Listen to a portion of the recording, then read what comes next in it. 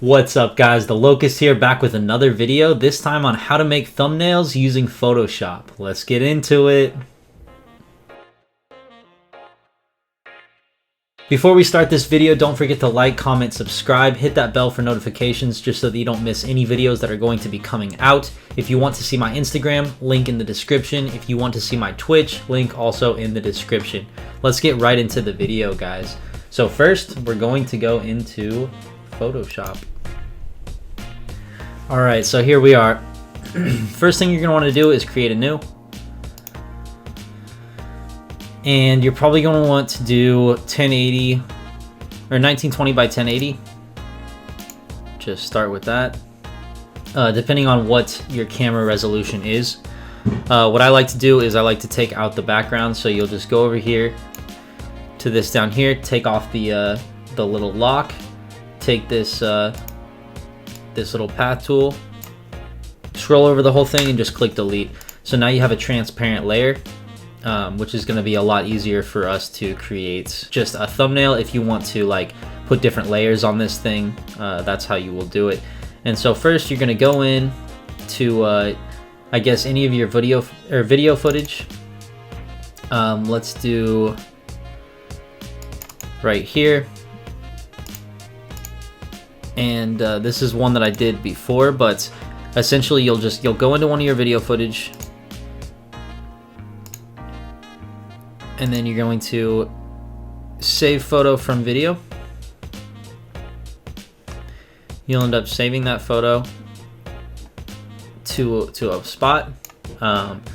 Also, another way to do this is you'll cancel out of that, go back in here, and then you can just take a screenshot,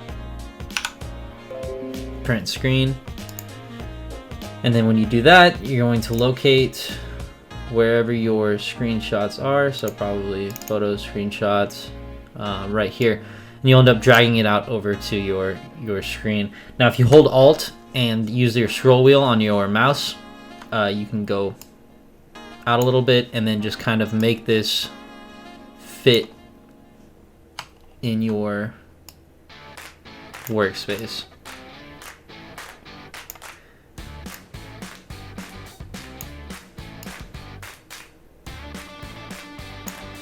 That looks pretty good. Just double click anywhere to stop the transformation of this photo. There you go, you got your photo. Now if you would like to, you can actually take this quick selection tool and you can kind of go through your photo and just as long as there's another layer underneath, you can take this, if it would, make sure this layer is selected.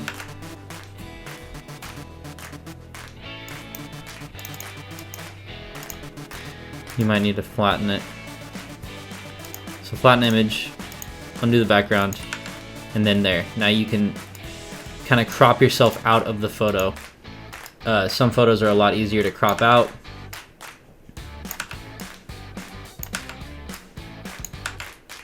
But yeah, essentially you'll just go through and try to get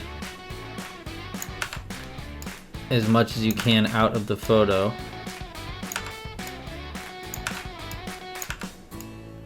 And this is honestly just if you don't want a background. I personally like the backgrounds, but this is just an easy way for you to get just you in the picture. And so now if you scroll over whatever you're trying to get out, make sure it's all selected. You can press Control, copy, and then Control, paste, and then just delete the bottom layer. And so now you just have you. And with this, you know, you can create a different background. So if you go here, create a new layer, and then just take the whole thing, and it's really up to you what color you want. I like to use this blue right here, and you'll just paint the background. So with this, it kind of looks all cut out here. You can either feather you, which isn't that hard to do, or you can actually go in, double click that image, and then you're able to put like strokes around you or just different things like that. If you wanted to do an inner glow, just kind of to outline your body, you can do an outer glow, one of those kind of things. Obviously I missed some of it up here, but yeah, so you'll just go in here and do what you essentially think looks good.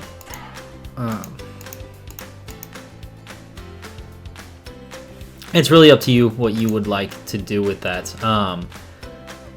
Normally I don't do that, and I will just leave the background where it is, but just for the sake of this video, let's leave it like this and then move on to the text. So here you'll go down to the text tool and start creating your text. This is going to be how to create a thumbnail using Photoshop.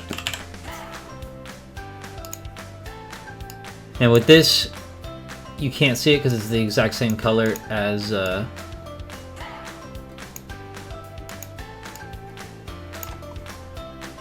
background, so you'll just go in here, change it to a different color,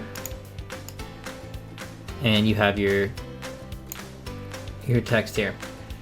So now, same with this, you can create, or you can make your text whatever size you would like, so preferably bigger than this, just so that people can see it when they're looking at, like on their phones is usually where you'll see thumbnails. Maybe around 200, just something big. It really depends on how much text you have, and then you'll just go in here and start chopping this up to where it's easier to see. Oops. And so if you notice they're all kind of smushed together, that's what this will do right here. So you can actually, let's say 200, will space it out more so it's easier to see. And then this is when you can do your different kinds of text kind of adjustments. So you'll do the exact same thing that you did with you. You'll double click on this text and it'll bring up this little editor. And this is where you can bevel the edges. You can actually go in here and do all these different kinds of things with this. Just play around with it. If you want different texture, then you'll go in here, kind of click a texture that looks good to you. This is the one I usually use. And then I'll go down to stroke, just so it's easier to see. You can put in an inner shadow, an inner glow if you'd like. Gradient overlay is where you would put a gradient over it. I personally don't do that. And then just a drop shadow, just so it's easy to see. That looks pretty good. And then this is when you can actually like rotate your text if you would like. You just click Control T, and then if you push it outside the box, you can kind of rotate it a little bit. And then there you go. Usually you wouldn't want to have this much text on a thumbnail, but it's not horrible. It's just you want it to be kind of flashy, something easy to see. Maybe even just take out the first part and then just thumbnail using Photoshop would be fine. And so essentially that's how you're going to make a thumbnail. What I normally do is I don't kind of take myself out of it. I kind of like to have the background, but you can also blur the background, and so we'll just go over that really quickly.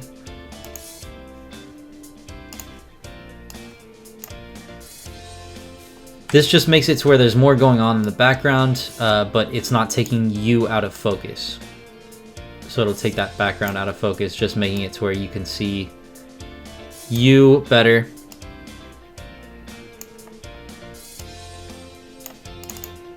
and essentially you'll do the exact same thing. So you'll take you,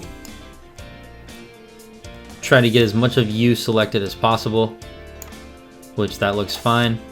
You'll select the inverse, so this is everything behind, and then you can actually go and put if you go to layer, or filter, my bad, filter, go to blur, go to Gaussian blur, and this is when you can kind of see how much you blur out. 5 is probably fine. Anything that you missed, you want to go in there, kind of make sure it's all blurred out so it's not just looking really choppy. Again, filter, blur, Gaussian blur, and you should be good to go. And then when you bring the text back, make sure it's at the top layer. There you go, you got your first thumbnail. Not a bad thumbnail. And I mean, obviously you can take more time. This is just to kind of show you guys how you would do it quickly. Alright, so this is going to be the thumbnail that I'm using for this video. I just wanted to show you guys one of the most important parts of this is when you do export it. So you go to File, Export, you're going to export as, and it needs to be a JPEG just so that it's not too big of a file size. If it is too big of a file size, it won't let you use it as a thumbnail. And so you'll just go in here, make sure that it is JPEG. You can have all the same settings, and that's fine. And then when you export it,